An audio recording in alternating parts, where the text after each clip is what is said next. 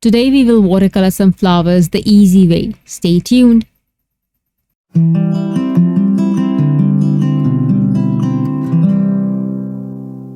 Hello and welcome to Creative Coloring with Erum. I have a floral watercolor card to share with you today, and I have used loose watercolor technique to color my images, which is a super easy and relaxing way to color.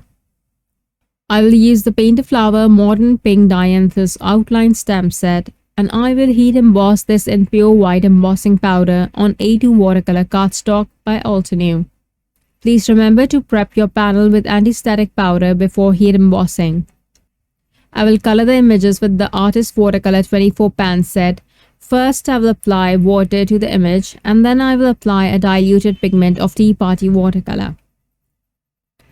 I will spread this to the tips of the petals. This is going to be the first layer of the flower and is going to be super light. Then I will add slightly pigmented watercolor to the base of the petals and spread this to the middle of the petal. I will then clean the brush and use water to spread the diluted pigment to the tips of the petal. When I do this, I end up with a nice gradation of color from dark to light, and this is how I will add depth to my floral image in layers. Now I'm keeping the underside of the upturned or curled petals lighter so that the shadows on the top side of the petals become more pronounced. You can keep the colors as light or as dark as you want, but keep this in mind that if you want the shadows to appear more prominent, keep the highlights lighter. The contrast between the highlights and the shadows is what is going to make the image pop.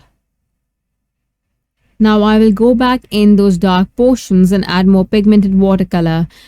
This time I'm adding red Cosmos watercolor to the nooks, but I will add the Tea Party to this as I move upwards to the middle of the petal, as I don't want to change the tone of the flower.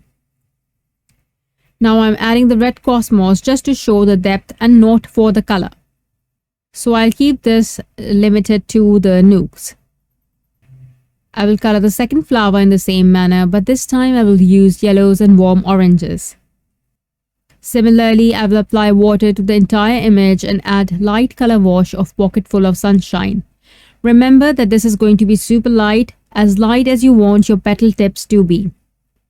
Then while the image is still wet, I will drop in a more pigmented Pocketful of Sunshine watercolor and move it around to the middle of the petal with my paintbrush. I'm using the fine tip watercolor brush by Altenew. It has water in it which helps move the pigment. So whenever I need a bit of water, I press the barrel and some of the water will come out and it will help me just smooth the pigment around. In this way, I can control the flow of water. For the darker pigment, I combine Fiery Sunset and Delectable Delights watercolor and added it to the base of the petals. I will move my brush around and spread this carefully to mix it with the previous pigment already present on the image. You can see that my image is still wet, so it's really easy to do this, and the result will vary each time you try this technique because it depends on how much water there is on the image and how the paint will flow with the water. That's why I love loose watercolor.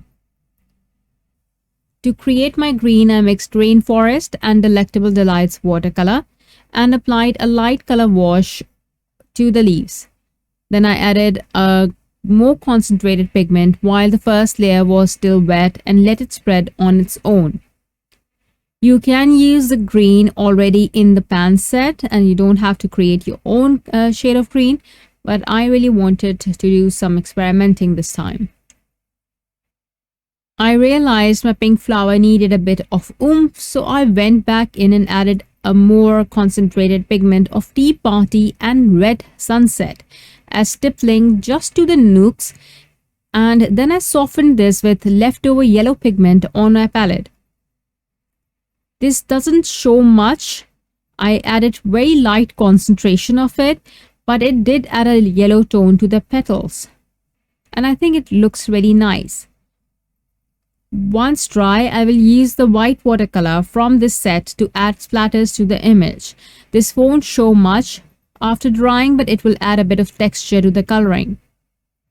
Off camera, I fussy cut the images and now I will add black splatters to the card front. The circular disc you see is black watercolor pan from the Essential Watercolor 12 pan set.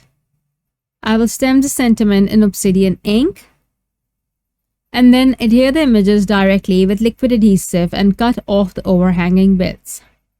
I did stamp the sentiment again and adhered it with foam tape because I thought I stamped it crooked, but I think this one is crooked as well, so I believe my panel wasn't cut correctly, but it's fine. The card turned out pretty.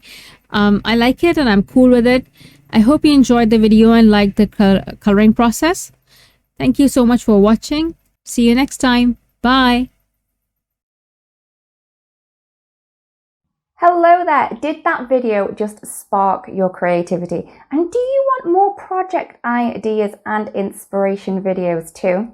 Well, if you do, please make sure that you subscribe to the Altenew YouTube channel.